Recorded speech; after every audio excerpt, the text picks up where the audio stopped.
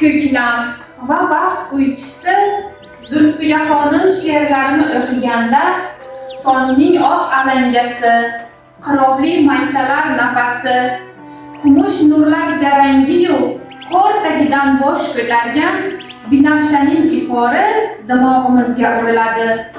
Go'yoki ko'klamning ilk kunida tavallud topgan shoiraning satrlari tabiatning shunday yorqin manzaralariga uyg'unlashib ketgandek dillarimizga osudalik va nafosat olib kiradi.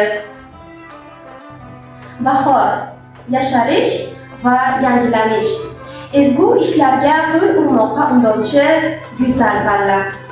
Ushbu faslda xalqimizning sevimli shoirasi Zulfiya xonim Isroilova tavallud topgani ham bejizga emas. U bahor va vafo kuychisi, u sadoqat va nafosat tarannumi ijrochisi.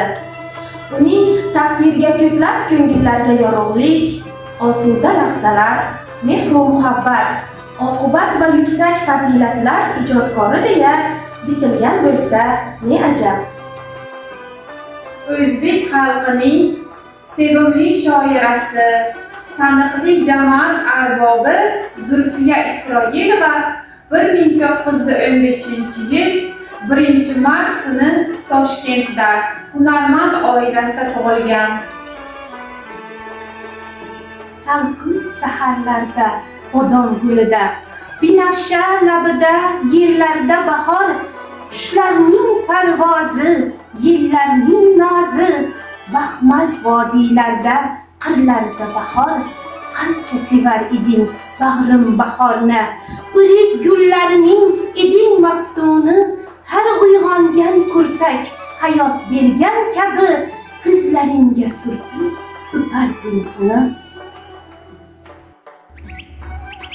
Mana qimmatligim, yana bahor kelib, seni izlab yurdi, kezdi sarsari, qishning yoqasidan tutib, so'radi seni, ul ham yosh to'kdi-yu, chekindi nari.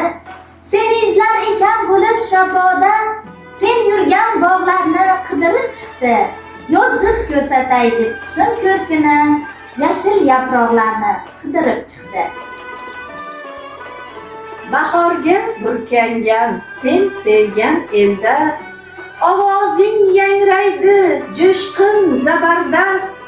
O'lmagan ekansan jonim sen hayot, men ham hali sensiz olmadim nafas. Hijroning qalbimda, sozing qo'limda, hayotni kuylayman chekinar alam. Tunlar tushimdasan, kunduz yodimda, men hayot ekanman, hayotsan sen ham. Zulfiya xonimga oilaviy baxt to'la-to'kis nasib etmagan bo'lsa-da, u she'rlarida men o'tgan umrimga achinmay qo'ydim, chunki Izzatni ham ko'rdim deydi. Boshiga bulutdek yog'ilgan ayriliq azobini, g'am andiqlarini matonat bilan yengadi.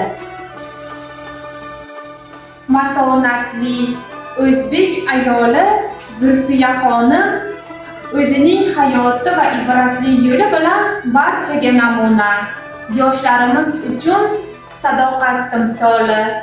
Zero u hayoti davomida juda ko'p qiyinchilik, g'am tashvish ko'rdi.